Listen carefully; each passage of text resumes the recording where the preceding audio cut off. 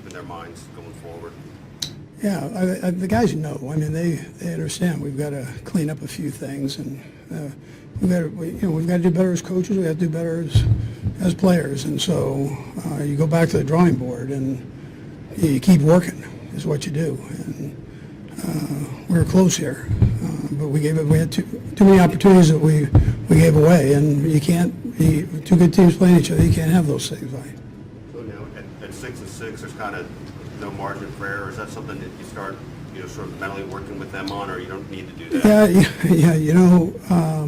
We go in every week thinking that there's in this business, you stress to get your game plan down, and then practice it, and then go out and do it. So there's no days off on that. It's competition, and you're giving it your all, and I wouldn't expect anything less from the guys now. I know you're not going to comment on the penalties, but a lot of third and longs today. Some of those were penalties, some of them were completions. Just what were you seeing on third and long from Dallas? Yeah, so listen, I mean, I'm not going to say, I'm not always going to agree with the call, but the calls are made. And I will say that they've got some physical receivers, big, strong, physical guys, and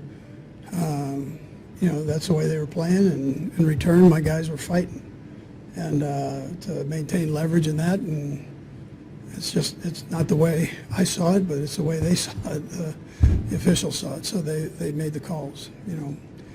But you got to stay aggressive against those guys. There's no other way to do it.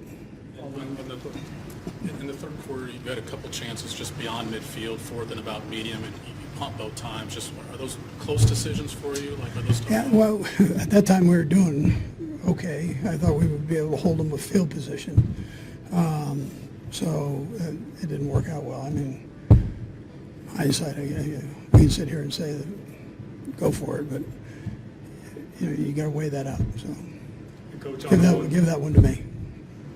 Sorry about that, Coach. Yeah. On the ones that may or may not have been penalties on third down, what did you see from Dak Prescott that they just kept converting on those? Yeah, listen, he did a good job. He gave his guys an opportunity to make some plays, and when they made it, they made it. Yeah. Maybe just not having Trey coming in, but also losing two more on the offensive line. Just how did your team adjust to? Yeah, we go next man up and try to make it work. Our pass game was a little off. He had to move around quite a little bit, but the guys battled to do the best they could. That was a good defensive front, and we were just off timing a little bit, but Pat still made some great plays.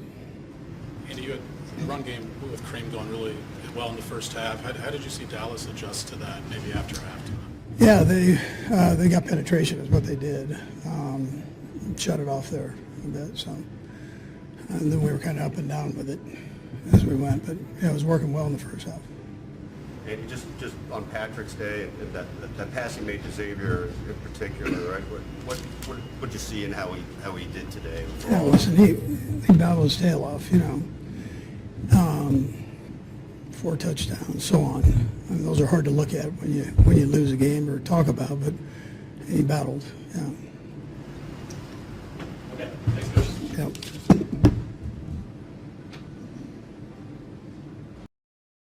The air in Kansas City crackled with a kind of anticipation reserved for only the most momentous of games, and this Thanksgiving was set to be unlike any other.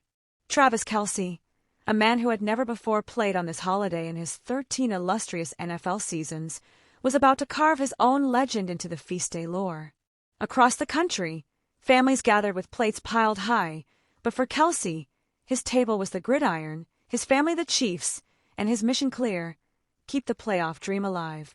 The opponent, Dallas, riding high after toppling the reigning Super Bowl champions, the Philadelphia Eagles, was hungry for another statement win.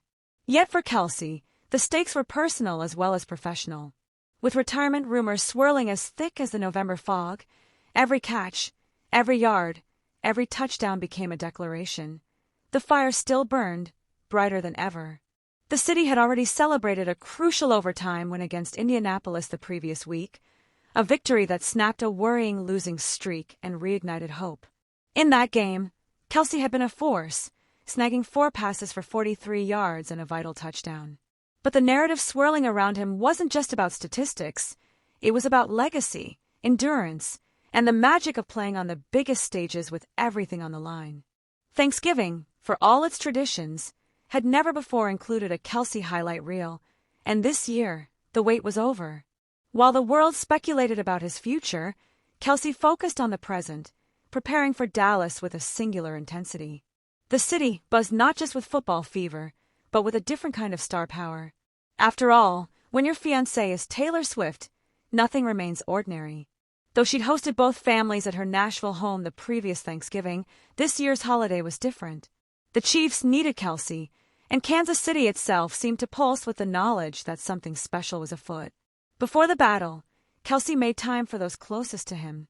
His uncle Don, ever the connoisseur, secured a coveted reservation at the newly opened 1587 Prime Steakhouse, a glittering partnership between Kelce and Patrick Mahomes, right in the heart of downtown.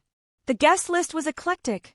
College buddies from Purdue, christened the Purduids by Swift herself, mingled with Scott Swift, Taylor's father, all sharing laughter and stories over steaks that seemed to sizzle with anticipation.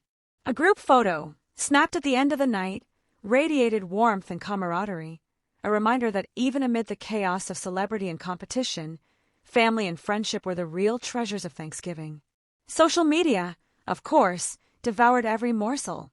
One daughter of a Purdue posted the snapshot with a caption brimming with pride and joy, and suddenly, a private moment became a beacon for fans everywhere, proof that Kelce's world was as rich off the field as on it.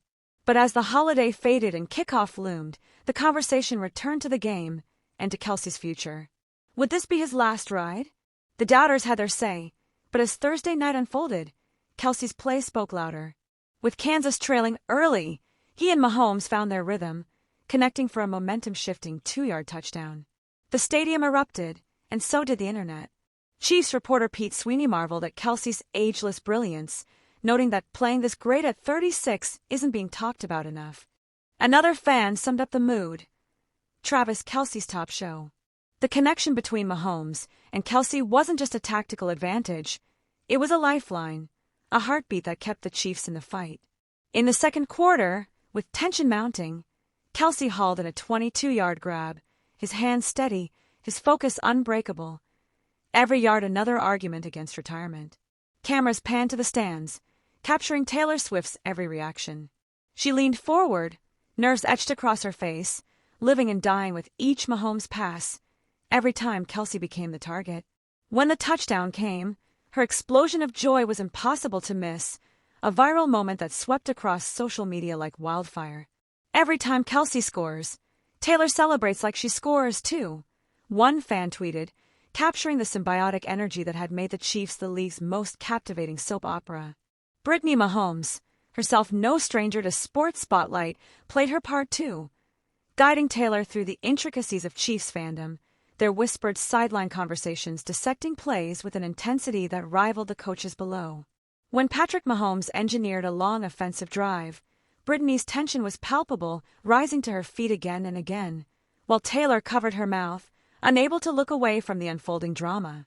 And then, when Kelce broke the plane for the score that changed everything, the spell was broken, tension giving way to elation, a city's hopes rekindled in that singular electric moment. Even as whispers of retirement linger, nights like this become legend. Kelce, still dominant, still joyous, still the heart of Kansas City, proved once more that some stars burn brightest when the stakes are highest. And for every fan, every family, every viewer glued to the screen on Thanksgiving night, this was a reminder: you never know when you'll witness history being made.